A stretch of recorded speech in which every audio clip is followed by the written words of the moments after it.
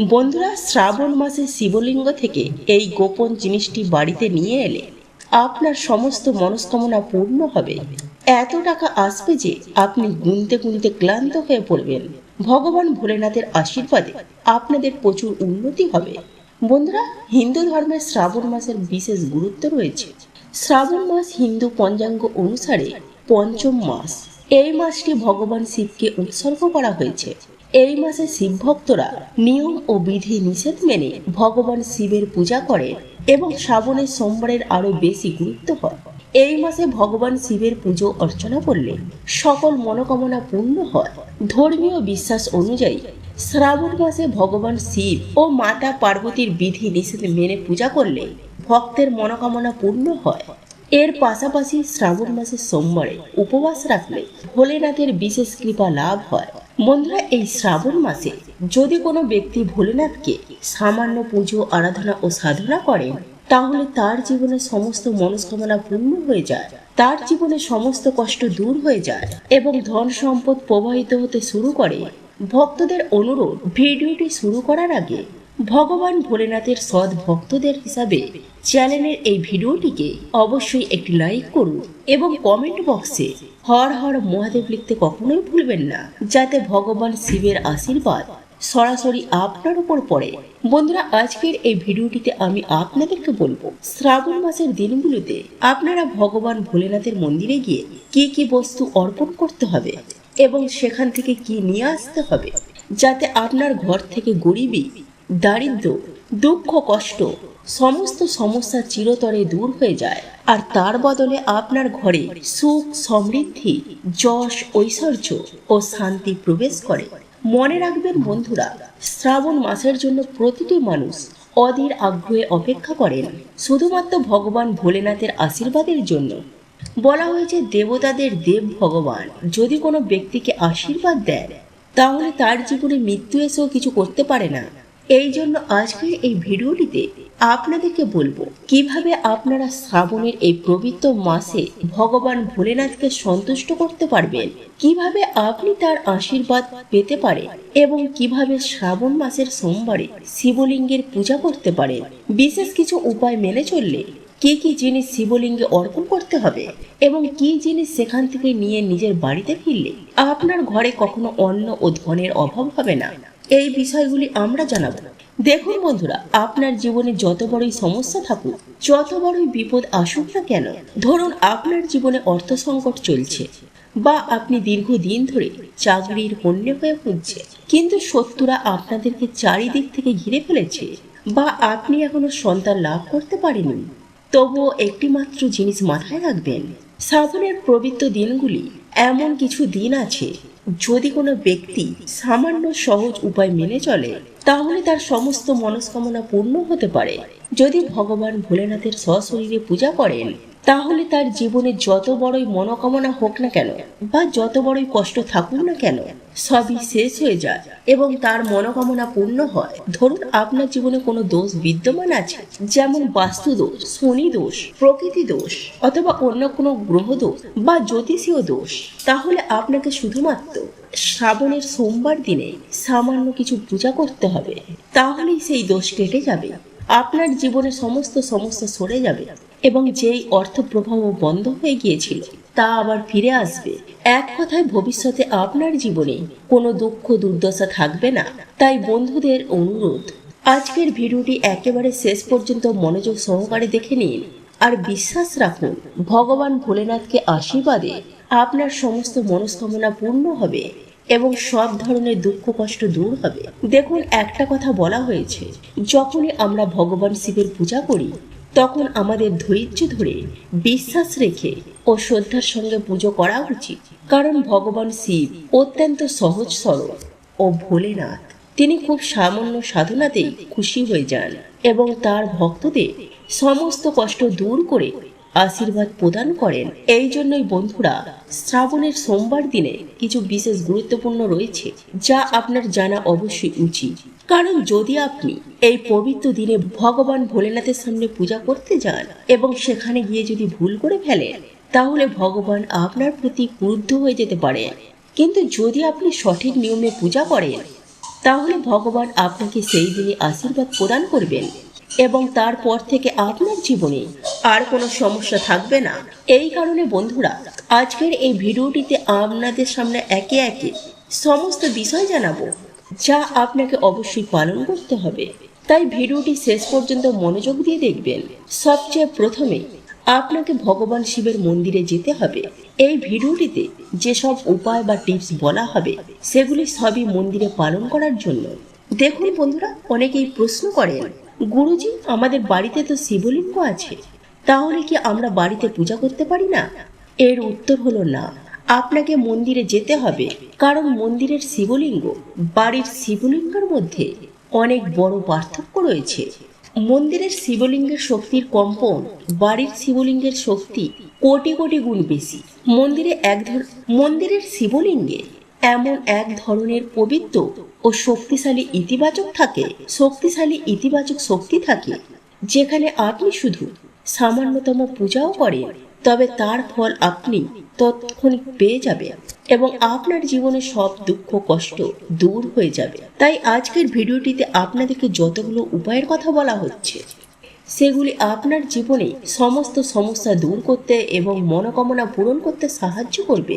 কিন্তু সেই উপায়গুলি পালন করার জন্য আপনাকে অবশ্যই মন্দিরে যেতে হবে, কারণ এই উপায়গুলি শ্রাবণ সোমবারের জন্য, এবং সেটি আজ অর্থাৎ সোমবার পড়েছে, এমন এক পবিত্র দিন যেদিন যদি আপনি ভগবান ভোলেনাথের মন্দিরে গিয়ে পূজা করেন, তাহলে ধরে নিন আপনার জীবনে আর কখনো দুঃখ কষ্ট আসবে না। এই দিনে পূজা করলে সারা বছর আপনার ঘরে অন্ন ও ধনের ভাণ্ডার পরিপূর্ণ থাকবে। কিন্তু ঠিকঠাক পূজা করতে হলে আপনাকে সঠিকভাবে প্রস্তুত হয়ে যেতে হবে। ভুল করলে পূজা সম্পূর্ণ বলে গণ্য হবে না। তাই কি কি নিয়ে যেতে হবে তা এখনই কোথাও লিখে নিন। প্রথম ও সব থেকে গুরুত্বপূর্ণ জিনিস, ভগবান শিবের জন্য জল। অনেকেই বলে, গুরুজি শিব মন্দিরেতে জল পাওয়া যায়, তাহলে বাড়ি থেকে কেন জল নিয়ে যাব? না বন্ধুরা, মন্দিরের জল আপনি তখনই ব্যবহার করতে পারেন যখন আপনার কোনো বিশেষ সমস্যা থাকে বা জল নেওয়ার সুযোগ নেই। তবে যদি সম্ভব হয় তাহলে বাড়ি থেকেই জল নিয়ে যান। বাড়ি থেকে জল নিয়ে যাওয়ার পেছনে যুক্তি কি? বাড়ির জল মানে আপনার ঘরের শক্তি, আপনার জীবনের অংশ। যখন আপনি সেই জল ভগবান শিবের উপর নিবেদন করবেন, তখন আপনি আপনার সমস্ত কষ্ট, সমস্যা, চিন্তা সেই জলের মাধ্যমে ঈশ্বরকে জানাবেন।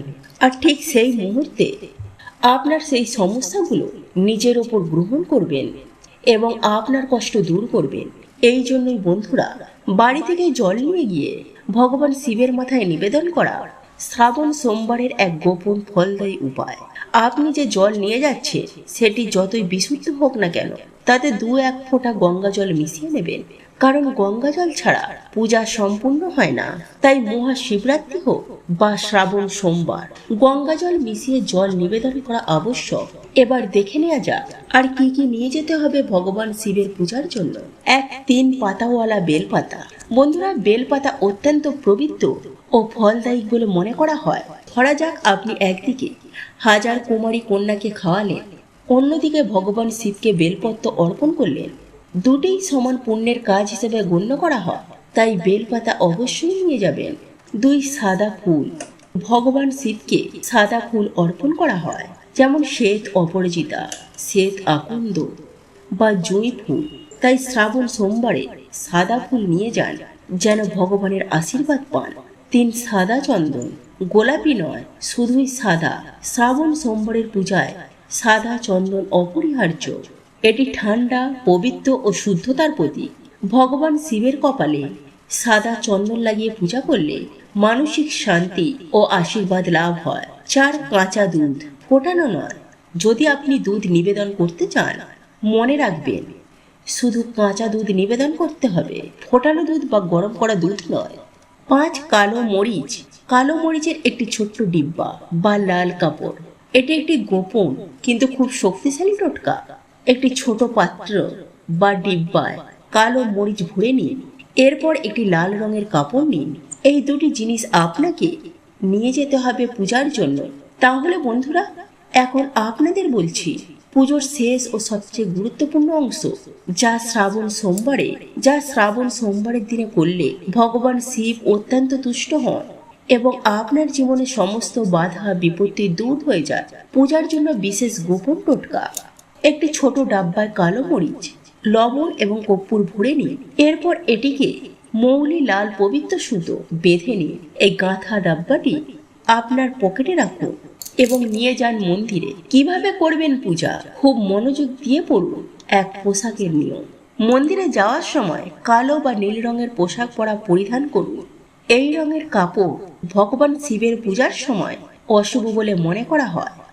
পূজার প্রথম ধাপ হলো মন্দিরে গিয়ে একটি পাতলা ধারায় ভগবান শিবের শিবলিঙ্গের উপর ঢালুন। এটি অভিষেক বলে পরিচিত এবং খুবই ফলদায়ী। ধাপ 2, নাম্বার 2। এরপর সাদা চন্দন শিবলিঙ্গে অর্পণ করুন। নাম্বার 3। তারপর চন্দনেতে 3 পাতাওয়ালা বেলপাতা নিবেদন করুন। নাম্বার 4। এরপর সাদা ফুল নিবেদন করুন। 2। শ্বেত অপরাজিতা সাদা পুষ্প নিবেদন করুন। নাম্বার 5। আপনি চাইলে কাঁচা দুধও নিবেদন করতে পারেন, তবে মনে রাখবেন এইটা কিন্তু ফোটানো দুধ বা জাল দেওয়া দুধ নয়, শুধুমাত্র কাঁচা দুধ। সবশেষে মন্দিরে দাঁড়িয়ে শিবলিঙ্গের সামনে দাঁড়িয়ে 108 বার মন্ত্র জপ করুন। আপনি চাইলে জপমালা ব্যবহার করতে পারেন অথবা মুখে উচ্চারণও করতে পারেন। 108 বার উচ্চারণ করুন মন থেকে ভক্তি সহকারে। এই সমস্ত কাজ করে ফেললে এবং মন্দির থেকে ফেরার সময় আপনি পূজায় ব্যবহৃত বেলপত্র, চন্দনের একটি অংশ, সেই মৌলি বাঁধার ডিব্বা বাড়িতে নিয়ে এলে আপনার ঘরে অর্থের প্রবাহ শুরু হবে ও আপনার সমস্ত মনস্কামনা পূর্ণ হতে শুরু করবে। এই 3টি বিশেষ কাজ আপনাকে অবশ্যই করতে হবে। এগুলি করলেই শ্রাবণ সোমবারে ভগবান শিবের আশীর্বাদ লাভ করা সম্ভব। এবার জেনে নিন পরবর্তী ধাপগুলো। এক কালো মরিচের ডাব্বা ও লাল পুঁটুলিটি কি করবেন? আপনি যে কালো মরিচের ডাব্বা ও লাল কাপড়ে বাঁধা পুঁটুলিটি নিয়ে গিয়েছিলেন, সেগুলিকে ভগবান শিবের জলধারা, যেখান থেকে শিবলিঙ্গে জল পড়ে, সেই পবিত্র ধারা বা শিবধারা স্পর্শ করিয়ে নিন। এরপর আবার সেগুলিকে নিজের পকেটে বা ব্যাগে রেখে দিন। এগুলি আপনার সঙ্গে আপনার বাড়িতে ফিরে যাবে, কারণ এতে শিবের আশীর্বাদ যুক্ত হয়ে যায়। 2 জল বা দুধের লোটার নিয়ম কি? আপনি যে লোটা বা পাত্রে জল বা দুধ নিয়ে গিয়েছিলেন, সেই পাত্র ভগবান শিবকে পুরোটাই নিবেদন করবেন। 1 ফোঁটাও ফেরত আনবেন না। কিন্তু আপনি যখন শিবলিঙ্গে জল ঢালছেন, তখন সেই জল যে শিবলিঙ্গ থেকে নিচে পড়ছে, সেই পবিত্র শিবধারার জল থেকে একটু অংশ আপনার লোটায় সংগ্রহ করুন। এই জল কেন মূল্যবান? অনেকেই ভাবতে পারেন, অনেকেই তো জল ঢালছে, এটা কি বিশুদ্ধ থাকবে? হ্যাঁ, এটা বিশুদ্ধ থাকবে, কারণ শিবলিঙ্গে নিবেদন করা জল অমৃত হয়ে যায়। বলা হয় শিবলিঙ্গে জল ঢালার সময় অসংখ্য দেবতা উপস্থিত থাকে। তারা সেই জলধারাকে ধারণ করেন, কারণ তা শুদ্ধ ও আশীর্বাদ পূর্ণ হয়। ফেরার পথে কি করবেন? এই শিবধারার জল নিয়ে আপনি আপনার বাড়িতে নিয়ে এসে আপনার ঘরের প্রবেশ পথে ছিটিয়ে দিতে পারেন। তুলসী গাছের গোড়ায় ঢালতে পারেন অথবা ধন দেবতার পূজার স্থানেও রাখতে পারেন। এতে করে আপনার বাড়িতে অর্থ, শান্তি ও রোগ মুক্তি প্রবেশ করবে। বন্ধুরা, এই সমস্ত নিয়ম আপনি যদি সম্পূর্ণ ভক্তি ও নিষ্ঠা ও শুদ্ধভাবে পালন করতে পারে, তাহলে এই এক শ্রাবণ সোমবারে ভগবান শিব আপনাকে আশীর্বাদে ভরিয়ে দেবেন। শিবলিঙ্গে থেকে পড়া জল এতটাই পবিত্র ও অলৌকিক শক্তিতে পূর্ণতা হয় যে সেই জল শুধুমাত্র কয়েক ফোঁটা সংগ্রহ করলেই অসাধ্য সাধন হতে পারে। আপনি কি করবেন? সেই পবিত্র শিব জল নিয়ে শিবধারা থেকে কয়েক ফোঁটা জল আপনি আপনার লোটাতে নিয়ে নেবেন। এরপর সেই জল নিয়ে আপনি আপনার বাড়িতে ফিরে আসবেন। বাড়িতে ফিরে কিভাবে আপনি সেই জল ব্যবহার করবেন? বাড়ি ফেরার সঙ্গে সঙ্গে পরিবারের প্রত্যেকটি সদস্যের উপর একটু একটু করে সেই জল ছিটিয়ে দিন। ঘরের প্রতিটি কোণ, মেঝে, জানালা ও দরজার কাছে সেই জল ছিটিয়ে দিন। বাড়ির প্রধান দরজার সামনে ছিটিয়ে দিন। এটা অত্যন্ত গুরুত্বপূর্ণ। এতটুকু করলেই আপনার ঘরে নেগেটিভ শক্তি, কুদৃষ্টি, কালো জাদু, টোটকা এইসব কিছু আর ঢুকতে পারবে না। পজিটিভ এনার্জি শুরু হবে আপনার ঘরে। সমস্ত রকমের নেগেটিভ শক্তি দূর হবে। আপনার ঘরের শান্তি, ধন ও সুস্থতা আসবে। যদি কেউ কোনো কালো জাদু করতে চায়, সেটি কাজ করবে না। কালো মরিচে সেই ডাব্বা কিভাবে ব্যবহার করবেন? যেটি আপনি ভগবান শিবের শিবলিঙ্গে স্পর্শ করে এনেছেন, সেই ডাব্বাটি আপনারা আপনার পূজা ঘরে স্থাপন করুন। এটি ভগবান শিবের আশীর্বাদের কবচ হয়ে থাকবে। বিশেষ কাজে যাওয়ার আগে আপনি কালো মরিচের শক্তি ব্যবহার করুন। ধরুন আপনি কোনো জরুরি ব্যবসায় আলোচনা করতে যাচ্ছেন, বা চাকরির ইন্টারভিউতে যাচ্ছেন, শত্রুর মোকাবিলা করতে যাচ্ছেন। বাড়ি থেকে বেরোনোর আগে সেই ডাব্বা থেকে আপনি একটি কালি মরিচ নিয়ে বাড়ির মূল দরজার সামনে রেখে সেটিকে পায়ে চাপা দিয়ে বেরিয়ে পড়ুন। এতে করে ভগবান শিবের কৃপায় আপনি সকল বাধা অতিক্রম করবেন, শত্রুর পক্ষ দুর্বল হয়ে যাবে এবং আপনি যে কাজেই যাবেন তাতে সফলতা অবশ্যই পাবেন। বন্ধুরা, শ্রাবণ সোমবারের এই পবিত্র দিনে আপনাকে ভোলেনাথ ভগবানের সাক্ষাৎ আশীর্বাদ লাভ হবে এবং আপনার জীবনে সমস্ত সমস্যা দূর হয়ে যাবে। এই রাতে সকল প্রকারের অশুভ শক্তি, দুঃখ, দারিদ্রতা ও রোগ ব্যাধি থেকে মুক্তি পেয়ে যেতে পারে। যারা বাড়িতে পূজা করতে চান তাদের জন্য বিশেষ নির্দেশ। যারা বাড়িতে ভগবান শিব ও মাতা পার্বতী পূজা করতে চান তারা এই দিনে নিজেদের ঘরে পার্বতী দ্বারা শিবলিঙ্গ রাখতে পারে। তবে মনে রাখবেন, এই শিবলিঙ্গটি অবশ্যই মন্ত্রপুত হওয়া উচিত। আপনি যদি স্ফটিকের শিবলিঙ্গ বা অন্য কোনো শিবলিঙ্গ রাখেন, তবুও সেটিকে সঠিকভাবে মন্ত্র দ্বারা সঞ্চয় করে ঘরে পূজা করুন। ঘরে শিবের পূজা কিভাবে করবেন? একটি লোটার মধ্যে জল নিয়ে শিবলিঙ্গে নিবেদন করুন। যদি আপনি মন্দিরে যেতে না পারেন বা বেশি ভিড়ে মনোযোগ দিতে না পারেন, তাহলে ঘরেই শান্তিপূর্ণভাবে শিবলিঙ্গের পূজা করুন। অভিষেকের জন্য বেদানার রস, পঞ্চামৃত দুধ, দই, ঘি, মধু, চিনি এই উপাদানগুলি দিয়ে অভিষেক করুন। তারপর কি করবেন? ভগবান শিবের শৃঙ্গার করুন, সাদা চন্দন লাগান, অক্ষত ভাঙা না হওয়া চাল অর্পণ করুন এবং সামান্য চন্দনের আতর, পারফিউম ভগবান শিবকে অর্পণ করুন, কারণ এটি ভগবান শম্ভু অত্যন্ত প্রিয়। এইভাবে ভক্তি ভরে নিষ্ঠার সঙ্গে যদি আপনি শ্রাবণ সোমবারে ঘরে পূজা করেন, তাহলে মন্দিরে না গিয়েও আপনি ভগবান শিবের পূর্ণ আশীর্বাদ লাভ করবেন। ভক্তরা ভগবান শিবের পছন্দের পুষ্প নিবেদন করা তার পূজায় বিশেষ গুরুত্বপূর্ণ। তাকে আপনি আজ্ঞা ফুলের মালা পরাতে পারেন, যা তিনি খুবই ভালোবাসেন। এছাড়াও শিবের প্রিয় ফুলগুলি যা আপনি নিবেদন করতে পারেন, যেমন অপরাজিতা, আকন্দ, বেল ইত্যাদি। এইসব ফুলগুলি ভগবান শিবের অত্যন্ত প্রিয় এবং একই সাথে 3টি, 5টি, 7টি বেলপাতা অবশ্যই নিবেদন করবেন। বেলপাতা নিবেদনের সঠিক নিয়ম: আপনি চাইলে প্রতিটি বেলপাতার ওপর শ্রী শ্রী অথবা এই মন্ত্রগুলোর যে কোনো একটি মন্ত্র মসৃণ দিকে লিখে নিবেদন করতে পারেন।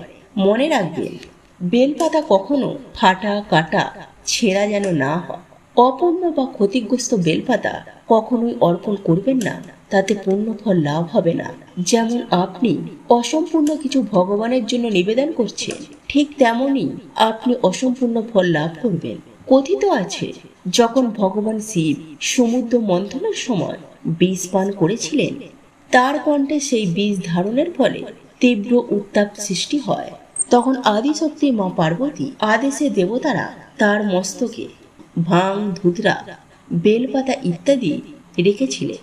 নিরন্তর জল অভিষেক করতে থাকতেন। এর ফলেই তার সেই তাপ কমে যায়।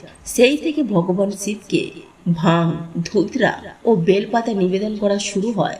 এটি এমন এক রহস্য যা অনেক ভক্ত আজও জানেন না। বন্ধুরা, এই পূজার নিয়মগুলো যদি নিষ্ঠা ও ভক্তি সহকারে পালন করতে পারেন, তাহলে ভগবান শিব অবশ্যই আপনাকে আশীর্বাদ করবেন।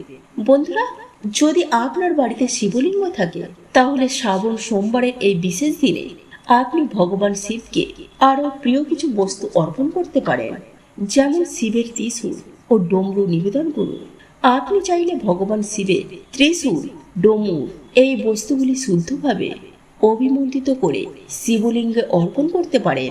ডমরুর আধ্যাত্মিক তাৎপর্য: শিবের ডমরু ডমডম শব্দ গুরু গ্রহের শক্তির প্রতীক। এছাড়াও শিবের জটায় চন্দ্র দেবতা বিরাজ থাকেন। চন্দ্রের তেজ, জ্যোতি ও শান্ত শক্তি শিবকে তুষ্ট করে ও অন্যান্য গ্রহ এই তেজের সঙ্গে সামঞ্জস্য রেখে জীবনে জটিলতা ও সহজ করতে সাহায্য করে। তাই আজকের দিনে ডমরু অর্পণ করুন। বা চাইলে একটি ছোট রূপোর ডমরু অভিমন্ত্রিত করে নিজের শরীরে ধারণ করুন। এটি রক্ষা কবচের মতো কাজ করবে।